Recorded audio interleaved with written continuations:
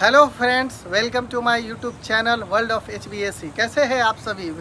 Welcome है आप लोगों का हमारे चैनल पे।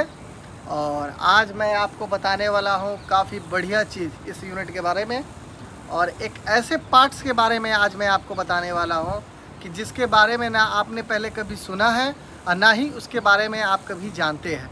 तो चलिए उसी पार्ट्स की ओर आपको मैं ले जाता हूँ और दिखाता हूँ वो कौन सा पार्ट्स है। इस पार्ट्स का नाम होता है सर्किट ब्रेकर स्विच, ठीक है ना। ये भी एक MCB की तरह काम करता है, मिनिएचर सर्किट ब्रेकर।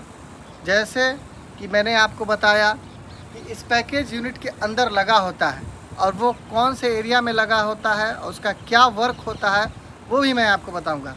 चलिए पहले वो लोकेशन मैं दिखाता हूँ कि इस यूनिट में कहाँ पे लगा है, क्योंकि हर यूनिट पे अलग अलग जगह होता है।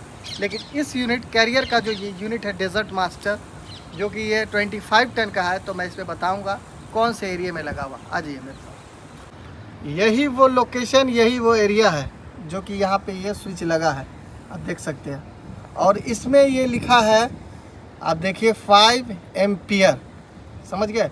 और जैसे ये स्विच ट्रिप होता है तो ये ऊपर की तरफ उठ जाता है, ठीक है।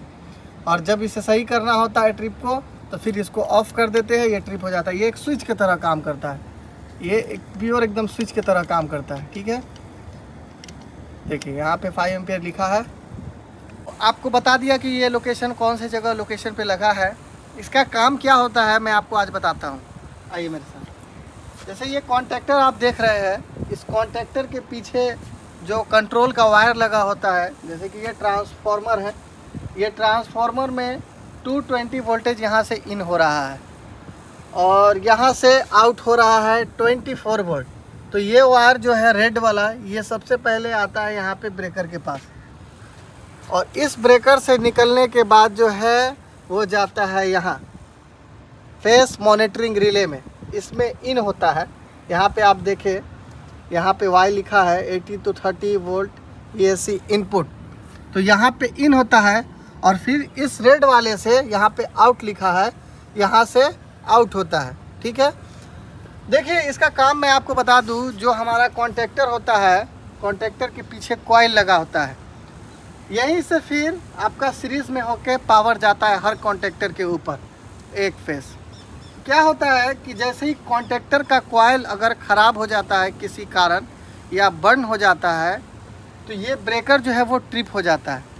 आप देखेंगे कभी कभी ऐसा होता है कि किसी यूनिट में ये ऐसा ब्रेकर लगा नहीं होता है और कॉन्टैक्टर का कॉइल जलने के बाद भी जो है वायर सब काफ़ी जल जाता है। तो इसी शॉर्ट सर्किट को बचाने के लिए जो है कंपनी ने इसमें 5 एम्पियर का छोटा सर्किट ब्रेकर दे रखा है कि जैसे ही ये वायर जब जलता है तो ये ब्रेकर ट्रिप हो जाएगा, या इसके अंदर कोई शॉर्टेज आता है तो भी ट्रिप हो जाएगा, या कॉन्टैक्टर का कॉइल जल जाता है तो भी ट्रिप हो जाएगा।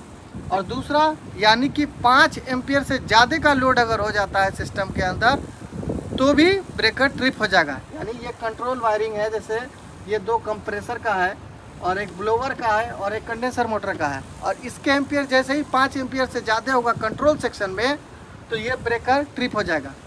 इस यूनिट की में जो पावर सप्लाई है, इसका भी एक मेन ब्रेकर होता है। जैसे बता दूं, ये यूनिट जो है 380 वोल्टेज का है, 3 फेस है। तो इसमें भी एक मेन ब्रेकर होता है लगा। जैसे यहाँ पे सब ग्राउंड फ्लोर पे नीचे एक मेन ब्रेकर लगा है इलेक्ट्रिकल रूम में। जैसे ही इसके अंदर शॉर्ट सर्किट होता है, आपस में ये 2 वायर जैसे ही शॉर्ट सर्किट होते हैं, जैसे ही जुड़ जाते हैं साथ में, या कंप्रेसर जल जाता है या कंडेंसर मोटर या ब्लोवर मोटर जल जाता है, तो वो बाई चांस जैसे ही कुछ जलता है तो हमारा मेन ब्रेकर जो है वो ट्रिप हो जाता है। मेन ब्रेकर में भी जो है एक फिक्स एम्पियर लिखा होता है कि 125 एम्पियर है, 150 एम्पियर है, या 250 है, या 200 एम्पियर। इस तरह का उसके ब्रेकर पे लिखा होता है कि 125 एम्पियर तक का लोड ये ब्रेकर लेगा। उसी हिसाब से हमारा जो है इसमें पावर सप्लाई आता है। पहले इसकी लोड कैलकुलेशन किया जाता है कि इस पर कितना एम्पियर का लोड है इस यूनिट पे। जो इस यूनिट का मैक्सिमम एम्पियर जो लोड है इसमें, इस यूनिट का है वो 65 एम्पियर। अब जैसे देखिए हमने ब्रेकर लगाया 100 एम्पियर का, और 100 एम्पियर से जैसे ही जो है एम्पियर ज़्यादा होता है तो हमारा ब्रेकर ट्रिप हो जाएगा। दूसरा, अगर कोई शॉर्ट सर्किट होता है तो MCB जैसे ट्रिप हो जाता है, वैसे ही मेन ब्रेकर ट्रिप हो जाता है। तो इसी चीज़ को बचाने के लिए कि शॉर्ट सर्किट ना हो यूनिट के अंदर और बिल्डिंग के अंदर भी, तो इसी चीज़ को बचाने के लिए मेन ब्रेकर लगा होता है। और ये जो मैं बताया आपको, जो छोटा सा स्विच लगा है जिसमें 5 एम्पियर लिखा हुआ है, ये सिस्टम के ऊपर होता है किसी में लिखा होता है 3.5 एम्पियर, किसी में लिखा होता है 2 एम्पियर, किसी में लिखा होता है 4.5, किसी में 4 एम्पियर लिखा होता है। तो हर तरीके से सब में लिखा होता है, ठीक है। चलिए तो फिर मैं आपको अगली वीडियो में बताता हूँ कि इस यूनिट का या पैकेज यूनिट का या स्प्लिट टाइप जो DX यूनिट होते हैं उसके फुल वायरिंग कैसे करते हैं।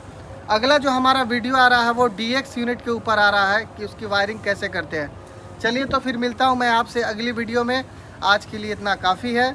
और इसमें अगर कोई ऐसा प्रॉब्लम आपको समझने में हो रहा है तो हमारे कमेंट सेक्शन में कमेंट करें और आगे बताएं, फिर मैं आगे भी आपको बताता रहूँगा कि किस तरह से काम होता है पैकेज यूनिट के ऊपर। और कोई भी प्रॉब्लम है तो आप हमसे डायरेक्ट कांटेक्ट कर सकते हैं।